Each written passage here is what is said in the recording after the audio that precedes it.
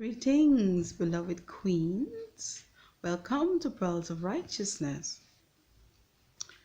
And this evening, I came to share with you another pearl, and this pearl is called wisdom.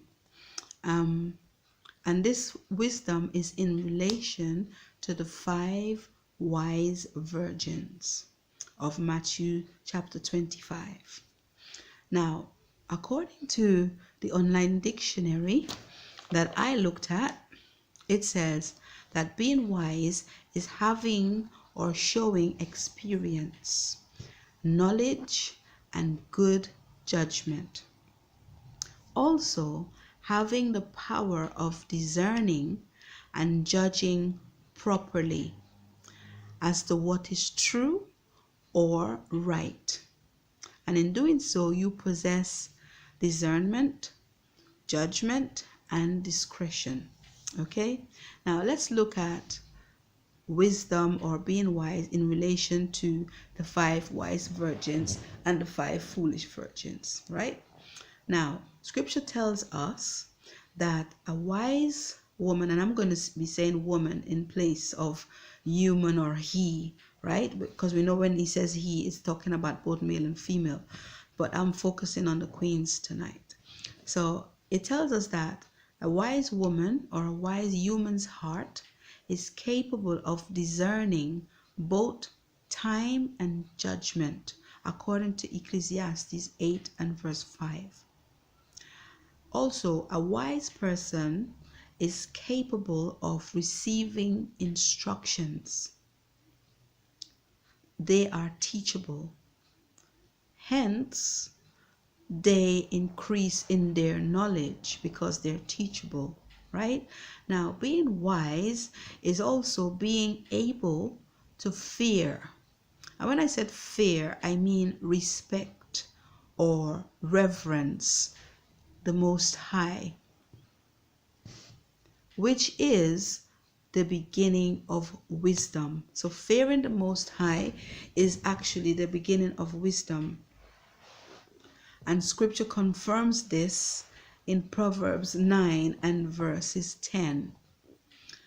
But it says in Proverbs 1 and verse 7 that fools despise wisdom and instruction.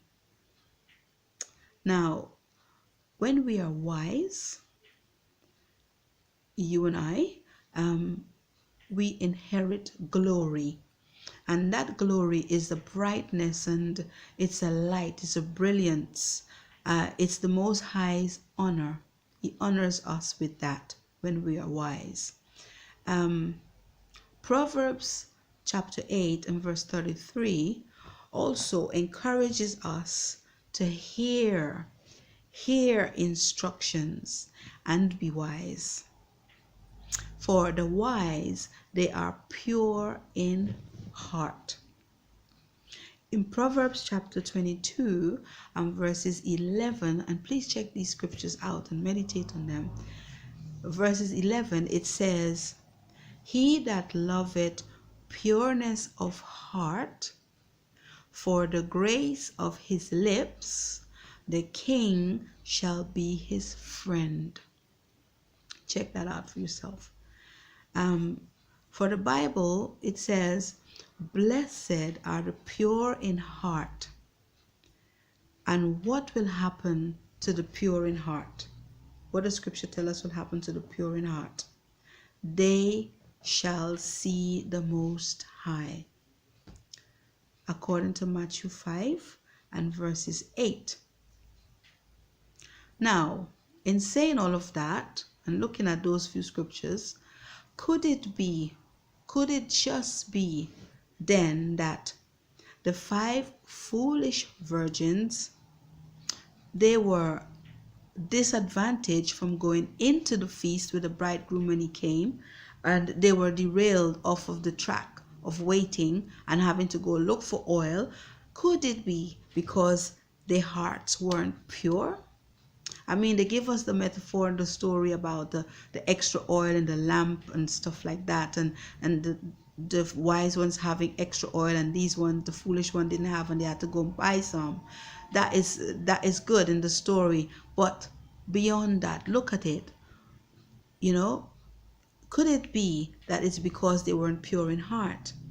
And the reason I'm saying this as well is because even when they returned with the oil, when they went to buy the oil and they came back, they were not even allowed to see him.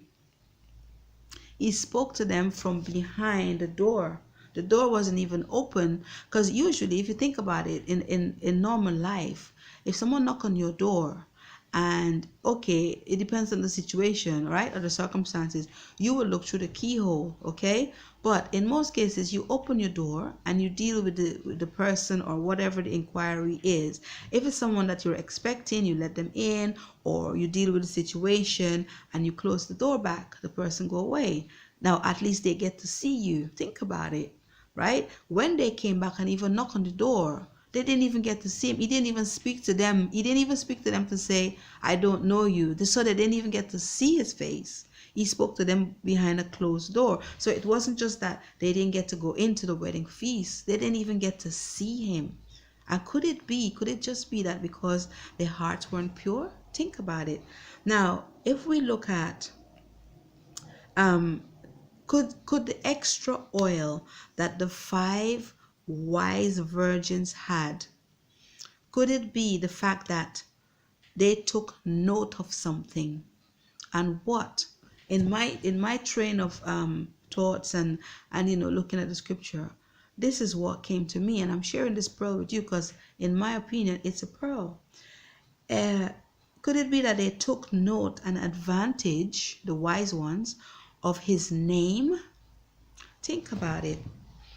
Because if you look at Songs of Solomon, chapter 1 and verse 3, it says, because, and we know that was to do with Solomon and his beloved, but then we're also the beloved of Christ, right? And that is like also a foreshadow. It's like showing us about ourselves and our beloved, the King of Kings, right? Now, it says, because of the savor, the beautiful scent of like good ointments, thy name is as ointment poured forth. His name is like an ointment poured forth. Therefore do the virgins love thee. See, take a look at that. Could it be it had something to do with his name, that the extra was something to do with extra oil? Also, we see in the latter part of Psalms chapter 91 and verses 14, where it says, I will set him on high. But we're going to say, I will set her on high because she had known my name. That again is talking about his name, because she has known my name.